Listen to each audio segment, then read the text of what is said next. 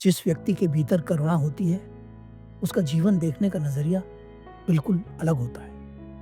गौतम बुद्ध के बचपन की एक कहानी जो आपको करुणा का सही अर्थ समझाएगी। यह कहानी उस समय की है जब सिद्धार्थ और देवदत्त दोनों धनुर्विद्या सीख रहे थे। जो लोग नहीं जानते उन्हें बता दें कि सिद्धार्थ गौतम बुद्ध के बचपन का नाम था और देवदत्त सिद्धार्थ का चचेरा भाई था।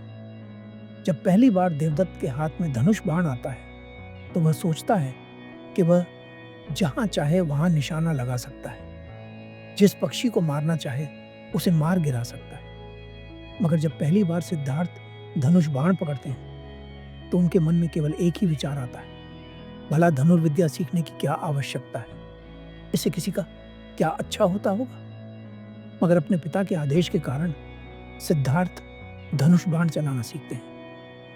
सिद्धार्थ को अस्त्र चलाना अच्छा नहीं लगता था, उन्हें तो प्रकृति में रहना अच्छा लगता था, पक्षियों और जानवरों के साथ खेलना अच्छा लगता था। एक दिन सिद्धार्थ अपने सारथी चन्ना और यशोधरा के साथ अपने महल के बाहर बगीचे में खेल रहे थे। चन्ना राजा शुद्धोधन के सारथी का पुत्र था जो हमेशा सिद्धार्थ के साथ रहा करता था, और यशोधरा सिद्धार्थ की मित्र थी जो आगे चलकर सिद्धार्थ की पत्नी बनी। सिद्धार्थ, यशोधरा और चन्ना तीनों खेलने में मग्न थे। इतने में ही सिद्धार्थ के पास एक घायल पक्षी आ गिरता है। बाण लगने के कारण उसके शरीर से बहुत रक्त बह रहा होता है।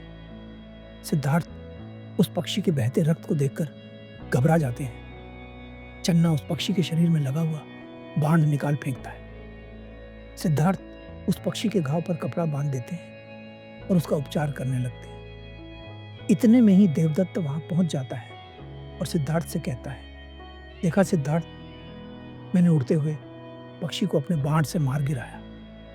अब मैं इस पक्षी को सबको दिखाऊंगा।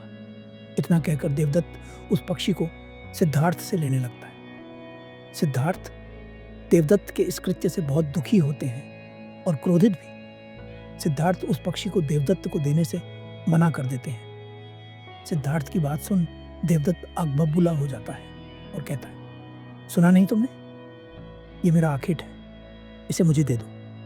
सिद्धार्थ कहते हैं, इसे मैंने बचाया है, इसलिए ये पक्षी मेरा है। देवदत्त कहता है, तुम अपने ज्येष्ठ का अपमान कर रहे हो। सिद्धार्थ उत्तर देते हैं, मैं अपना कर्तव्य पूरा कर रहा हूं ज्येष्ठ।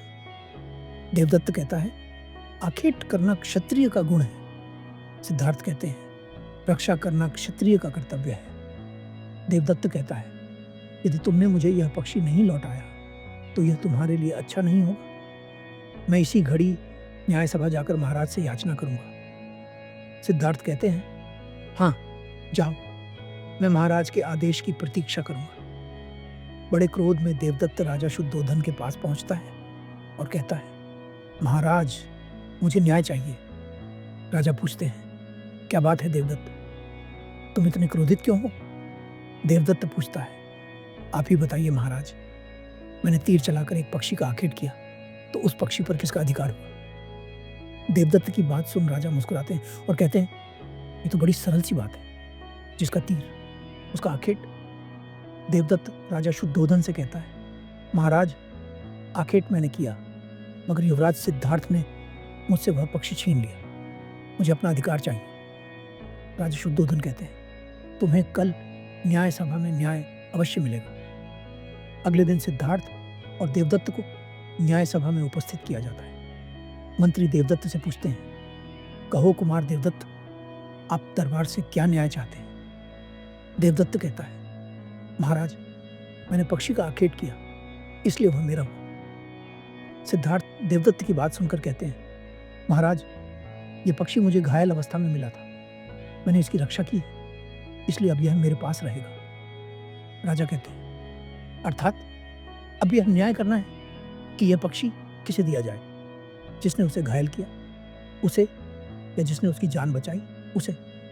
राजा की बात सुन न्याय सभा का एक सदस्य कहता है, महाराज, आखेट करना तो क्षत्रिय का धर्म है। सिद्धार्थ कहते हैं, महाराज, निर्बल की रक्षा करना क्षत्रिय का कर्तव्य है। सिद्धार्थ की बात सुन देवदत्त सिद्धार्थ से कहता है, मुझे तुम्हारी क्षत्रियता पर संदेह है। सिद्धार्थ, सिद्धार्थ उत्तर देते हैं, और मुझे तुम्हारी मनुष्यता पर घायल करने से पीड़ा होती है। चित्कार उठता है और रक्षा करने से स्नेह बढ़ता है। इस जगत में स्नेह बढ़ना चाहिए या पीड़ा?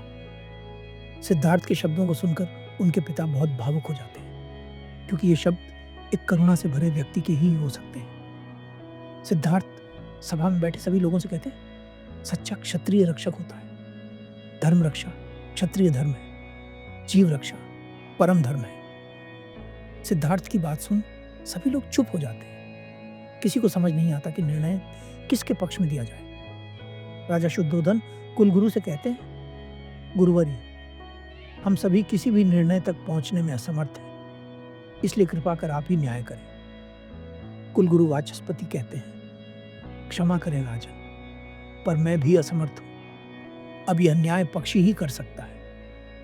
कुलगुरु उस पक्षी को अपने हाथों में उठाते हैं और सिद्धार्थ और देवदत्त को समान दूरी पर खड़ा कर देते हैं। वे कहते हैं, अब मैं इस पक्षी को जमीन पर छोड़ रहा हूं।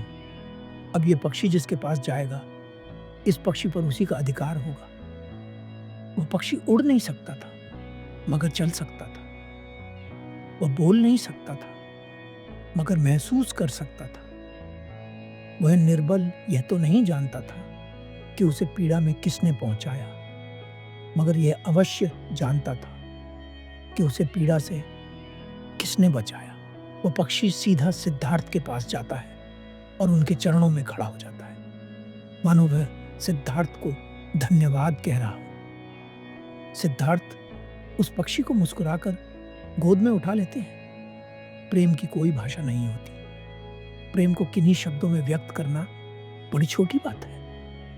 प्रेम को तो केवल महसूस किया जा सकता है, और महसूस हर कोई कर सकता है। धन्यवाद।